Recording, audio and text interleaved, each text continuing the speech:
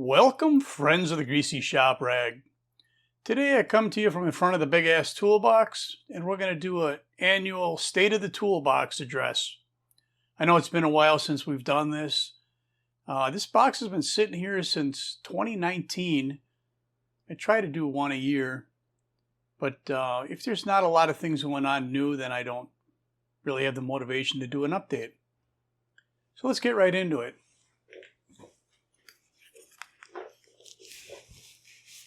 So this is my toolbox. From here to here is a Harbor Freight 72-inch bottom chest. And then we have a Harbor Freight 26-inch top chest and a Harbor Freight side locker. You'll notice some other pieces here that don't look familiar. I built this hutch. I built this top cabinet. I built this trimmer. I built this printer enclosure. And then I built this box that I call the triple rack. So let's take a little bit closer look. I've put a central locking system in this thing. And if you watch the door on the triple rack, you'll see that when I hit the unlock button, here we go. When I hit the unlock button, things just come open, right? So this triple rack, this is going to be kind of hard to do with one hand. It slides out, all right, but the door folds in on itself. And once it's folded in, then we can slide the panel back in like a pocket door. So I call it the triple rack because I got these three big slides here, right? Each one of these slides, I would say, is about equivalent to one of these drawers right here. I mean, that amount of square inches is about what this is right here. It just depends on how you hang the stuff on there. This one's got hammers and pry bars. On the other side is my snap-on battery tools. This one's got hex, T-handles, Torx. And on this side is measuring tools, basically. Stuff you don't want to get lost in the bottom of a toolbox drawer.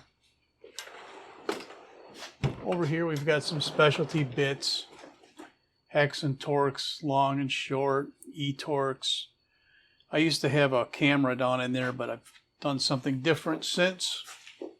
And on this side, I've got pockets for cans, spray bottles and such. I think this one cabinet here can handle more tools than this section of this toolbox right here easily. It's kind of deceiving, but it works out pretty good. So I told you that I built, this cabinet and that cabinet. Let's pop open this upper cabinet here. I'm going to try and do this one-handed. There we go.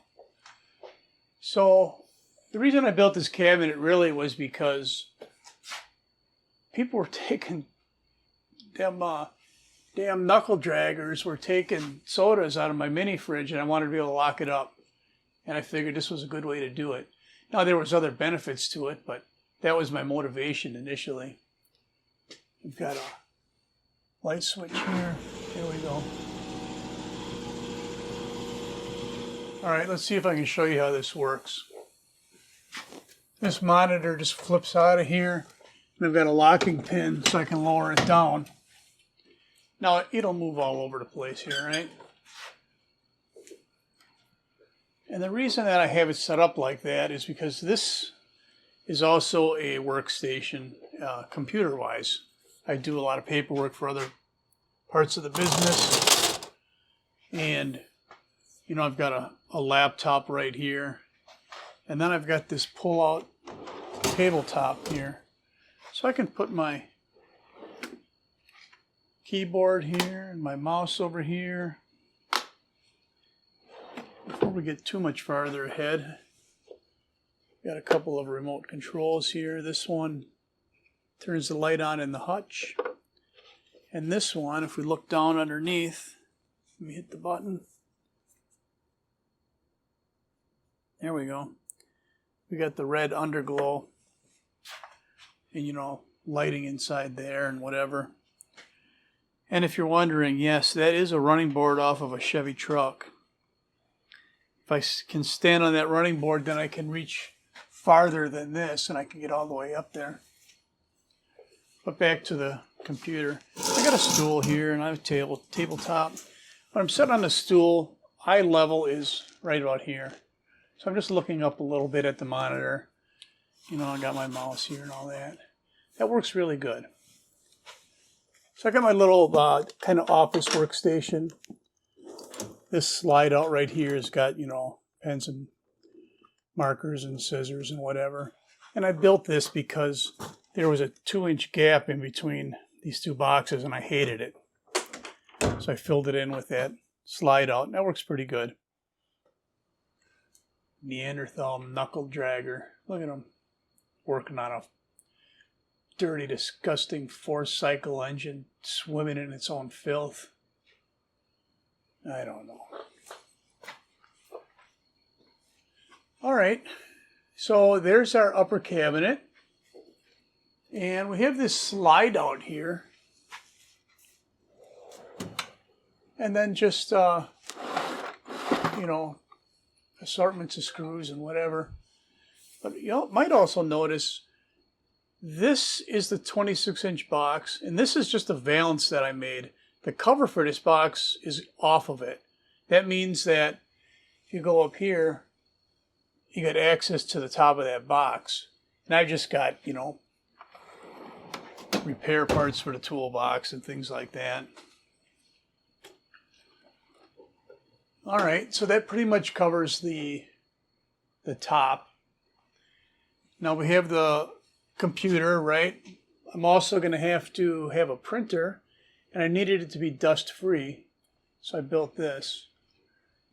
I got a dust-free area for the printer, place for paper, and up here's a duffel bag with a change of clothes, you know, in case I douse myself in gasoline or I don't know. We plow snow, and sometimes, you know, if you got a big blizzard, you might have to spend the night. So it's nice to have a change of clothes here. All right, as far as the rest of the box goes, we can take a look at this side locker. It's not typical because I added a file drawer. I also put lighting inside of it. So this little piece of angle here, when the door closes, it goes right there. And this motion sensor, momentary light, there, why is it? There we go. Anyway, that controls the light.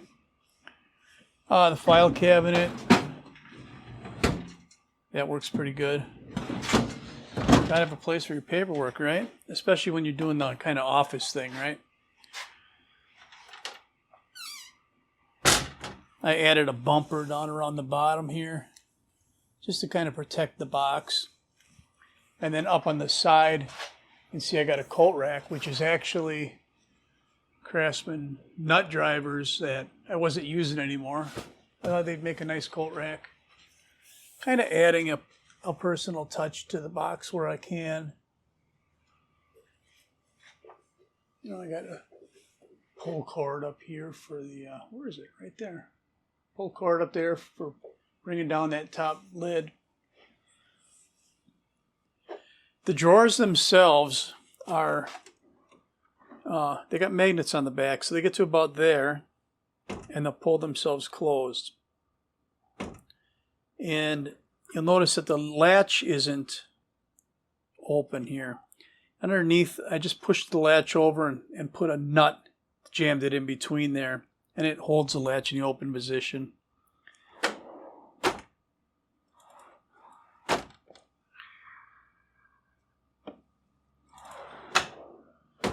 This drawer down here, I converted to a power drawer. So what I did is I put a power strip in here.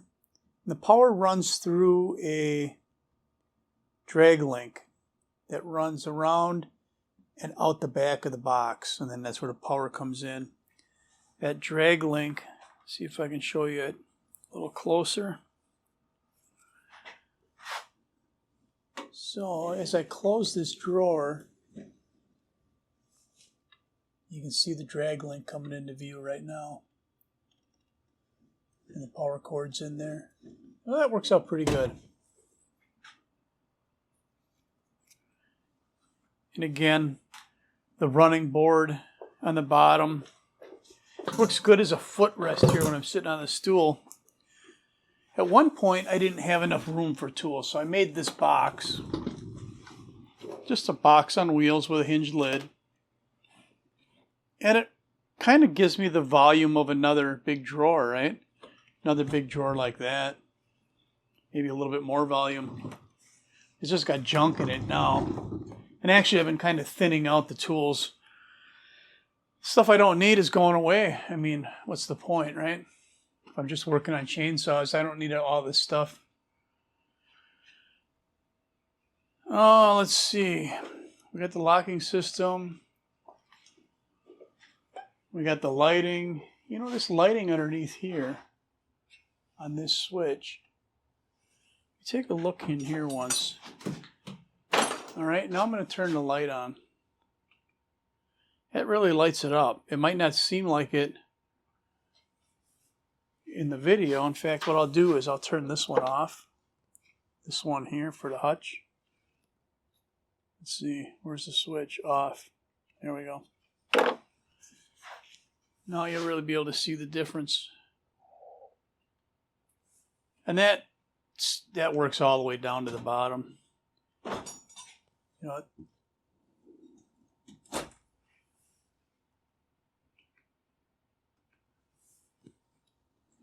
so that was kind of a way to add lighting to the drawers by just adding, you know, one set of lights. The future of this toolbox in this location right here is about another year, and then I'm taking it home. I'm going to retire in another year, so the box ain't going to stay, obviously. And I've been working on what I'm going to do with it, where I'm going to put it. Thought about if I was going to sell it. But I think what I'm actually going to do is the spot I have for it, it's long enough for the whole box, and it's high enough. But I don't want to lose the flat surface that I have right now in that location. I want a work area. And I think what I'll do is, you know, if you look at this cabinet, it's supported right here on this rail off the 72-inch box. And I'll create another support on this side for it. And then remove the hutch and remove the 26. And then I'll actually have a 72-inch worktop I can put on there. And I'll just move some lighting up, whatever. It should work out pretty good. It'll actually work out better than what I've got going on now. But once I do that, I'll make sure to give you an update. But until then, that's all I'm going to have for you on the annual State of the Big Ass Toolbox. Thanks for watching. Later.